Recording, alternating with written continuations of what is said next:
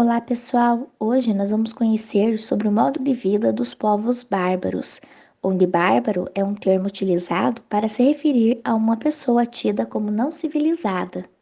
Os bárbaros eram povos germânicos ou povos nórdicos que não habitavam o Império Romano. Os povos germânicos eram povos vindos do norte, do oeste e do centro da Europa.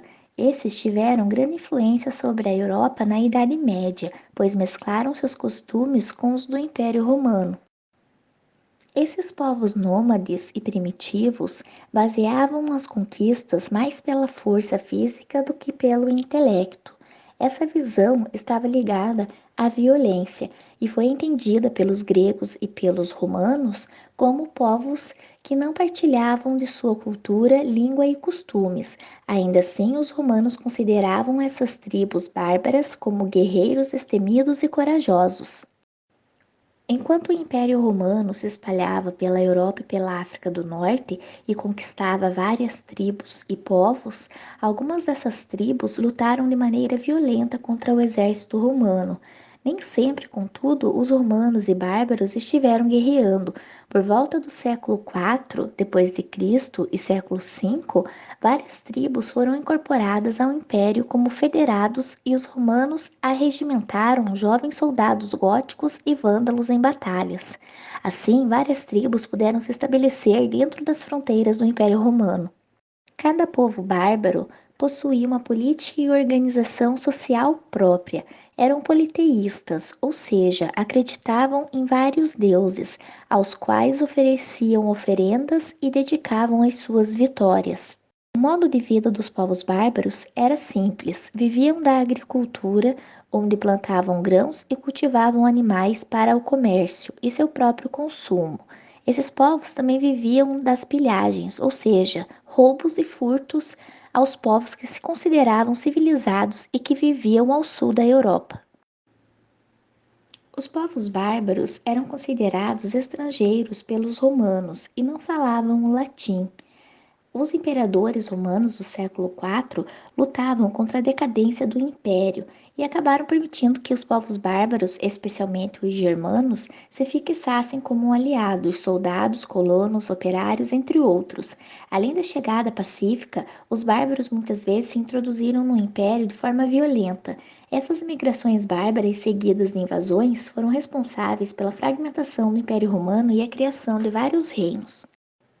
Os bárbaros, na verdade, dividiam-se em diversos povos distintos que habitavam as regiões dos rios Reno, Danúbio, Vístula e a região dos mares do Norte e Báltico, a Germânia. Os grupos bárbaros dividiam-se em tártaro-mongóis, hunos, turcos, búlgaros, húngaros e magiares, os eslavos, russos, poloneses, tchecos e sérvios, e os germanos, visigodos, ostrogodos, érulos, anglo-saxões, lombardos, vândalos e francos. A organização social dos povos bárbaros se baseava na cipe, um clã formado por famílias ligadas entre si por um parentesco, onde cada um protegia o outro, onde a ofensa a um deles significava a ofensa a toda a cipe. Como não conheciam a organização social em um estado, a instituição mais importante dos bárbaros era a Assembleia de Guerreiros, onde decidia sobre todas as questões, decidindo inclusive quem seria o rei.